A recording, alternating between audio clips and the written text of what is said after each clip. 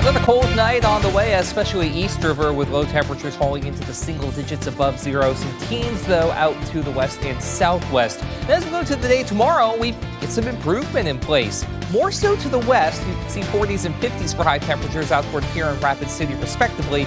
But at least we get closer to and even a little bit above freezing. East River, that's at least a step in the right direction.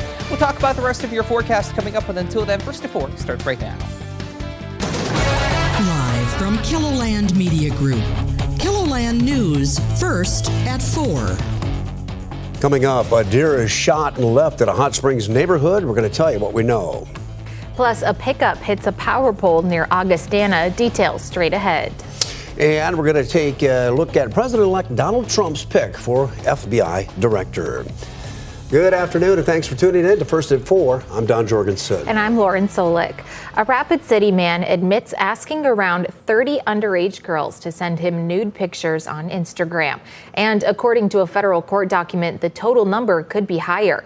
21-year-old Kyle Beck plans to plead guilty to attempted enticement of a minor. A factual basis statement says he admits starting around 1,000 conversations online, and most of them were with underage girls. Instagram flagged Beck's account in May of last year and contacted the National Center for Missing and Exploited Children. That led to an investigation by Rapid City Police. The main investigator was Beck's former school resource officer, who is familiar with Beck because he had gotten into trouble in school for asking girls for inappropriate things, including nude photos. When he enters his plea, Beck could face 10 years to life in prison. The Fall River County Sheriff's Office is investigating a mule deer found shot at a home in Hot Springs.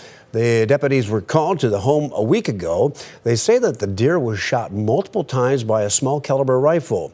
Officials add that the deer was shot in the stomach, saying that it would have lived for a day or so before dying. The buck was recognizable because of his antlers and was known to spend time in the neighborhood.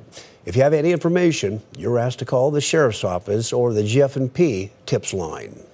A Marty, South Dakota woman has been identified in a deadly crash south of Wagner Thanksgiving morning. A car had gone into the ditch just before 6 o'clock. It then vaulted over a culvert and rolled. The driver, 29-year-old Jerica Zephyri, was thrown and died from her injuries. Investigators in Sioux Falls are looking into what caused a crash near Augustana University. According to the police call log, officers were called to the area of West 33rd Street and South Summit Avenue just after 10:30 this morning.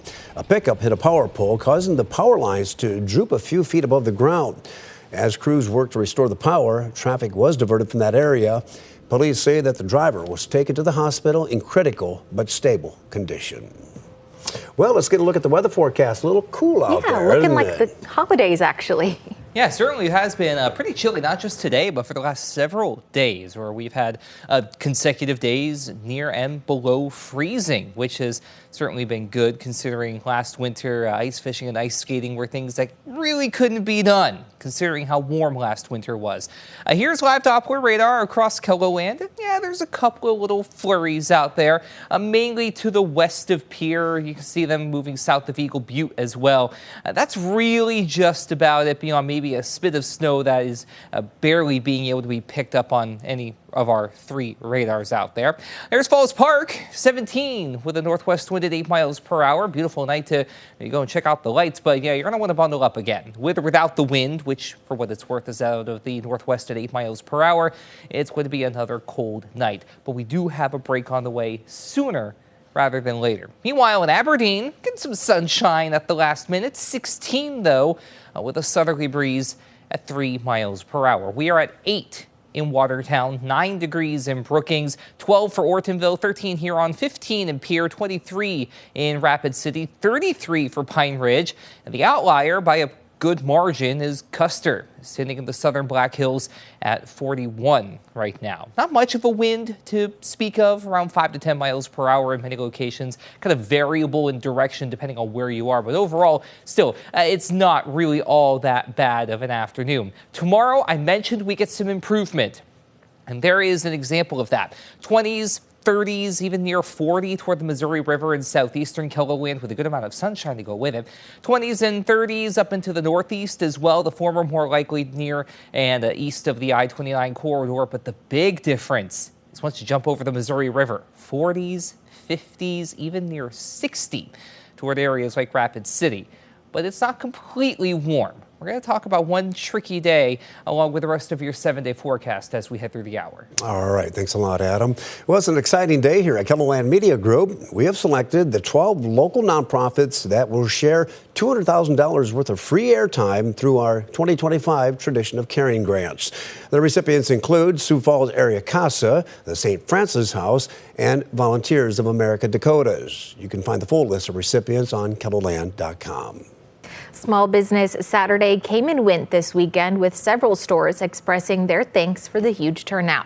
Several Sioux Falls businesses are reporting an above average turnout this year, with several owners saying it's the one day a year where they can really count on the community for their support, and it helps keep money in the community. While online, you can check out our KELOLAND.com original report on Small Business Saturday. President-elect Donald Trump is setting up for a potential showdown with FBI Director Christopher Wray, the president-elect's pick to replace him, a committed Trump supporter. Washington correspondent Trevor Shirley is in D.C. with more. The president-elect's desire to replace the current FBI director comes as his nominee for defense secretary faces even more scrutiny. This weekend, President-elect Donald Trump announced his plans to replace current FBI Director Christopher Wray with longtime MAGA loyalist Kash Patel. He represents the type of change that we need to see in the FBI. But Director Wray, appointed by then-President Trump, still has 3 years left of his 10-year term as director, meaning Wray will either have to resign or be fired by Mr. Trump. Well, Christopher Wray, of course, is a Republican, appointed by a Republican, as he has said.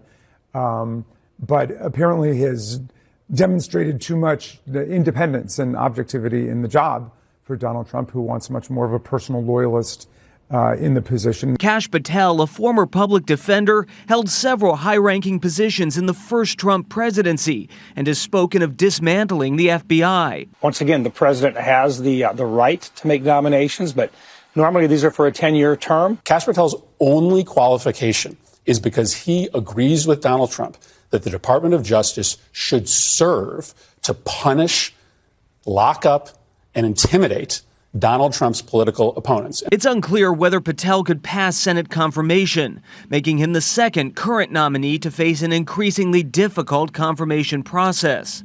Last week, the New York Times published a 2018 email by the mother of Defense Secretary nominee Pete Hegseth, criticizing his treatment of women. His mother later said she did not stand by that email and had apologized to her son shortly after it was sent. It's not clear how soon the Senate may take up either nomination once the new Congress is sworn in. Reporting in Washington, I'm Trevor Shirley.